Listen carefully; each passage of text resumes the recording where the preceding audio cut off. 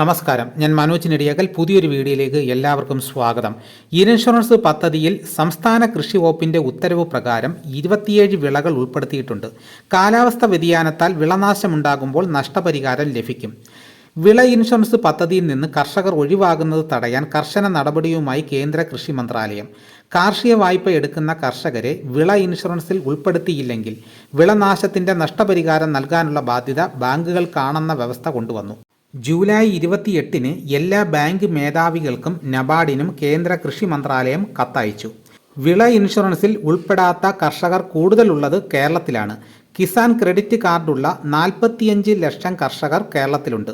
എന്നാൽ 2025-ലെ ഇൻഷുറൻസ് പരിധിയിൽ ഉൾപ്പെട്ടിട്ടുള്ളത് 12,000 പേർ മാത്രം.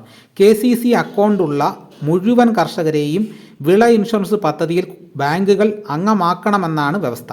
വായ്പ എടുക്കുന്ന ഘട്ടത്തിൽ തന്നെ കേന്ദ്ര സർക്കാരിൻ്റെ പോർട്ടലിൽ ഇൻഷുറൻസിനുള്ള വിവരം കൂടി നൽകണം. ഇതിൽ ബാങ്കുകൾ വീഴ്ച വരുത്തിയപ്പോൾ കർഷകർക്ക് നേരിട്ട് ഇൻഷുറൻസിന് രജിസ്റ്റർ ചെയ്യാനുള്ള അനുമതി നൽകി. ഇങ്ങനെ ചെയ്യുന്ന കർഷകർ വായ്പ എടുക്കുമ്പോൾ ഇൻഷുറൻസിൽ ബാങ്ക് ചേർക്കേണ്ടതില്ലെന്ന ഫോം നൽകിയാൽ മതി. കേരളത്തിലെ ബാങ്കുകൾ വായ്പ അപേക്ഷയ്ക്കൊപ്പം ഓപ്ഷൻ ഔട്ട് ഓഫ് ഫോം കൂടി കർഷകരിൽ നിന്ന് ഒപ്പിട്ട് വാങ്ങിക്കുന്നുവെന്നാണ് കേന്ദ്ര കൃഷി മന്ത്രാലയം നടത്തിയ പരിശോധനയിൽ കണ്ടെത്തിയത്. കർഷകർ നേരിട്ട് ചെയ്യുന്നില്ല. സംസ്ഥാനത്ത് ആകെ 45 ലക്ഷം കർഷകരാണുള്ളത്.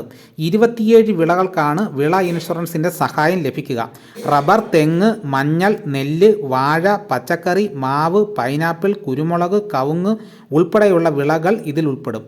2016 മുതൽ 600 കോടിയാണ് പദ്ധതിയിൽ കർഷകർക്ക് ലഭിച്ചത്. ഇതിൻ്റെ എത്രയോ ഇരട്ടിയാണ് നാശത്തിൻ്റെ കണക്ക്. പദ്ധതിയിൽ ഉൾപ്പെടുത്താത്തതിനാൽ നഷ്ടപരിഹാരം ലഭിച്ചില്ല. ഈ വർഷം പദ്ധതിയിൽ ചേരാനുള്ള സമയം ഓഗസ്റ്റ് 31 വരെ നീട്ടിയിട്ടുണ്ട്. അപ്പോൾ ഇതോടുകൂടി വീഡിയോ ഇവിടെ പൂർണ്ണമാകുന്നു. എല്ലാവരും ഒന്ന് ലൈക്ക് ചെയ്ത് സപ്പോർട്ട് ചെയ്യണം. മറ്റ് ഗ്രൂപ്പിലോട്ടൊക്കെ ഒന്ന് ഷെയർ ചെയ്യണം. മറ്റൊരു വീഡിയോയുമായിട്ട് ഉടനെ എത്താം. എല്ലാവർക്കും എൻ്റെ നന്ദി.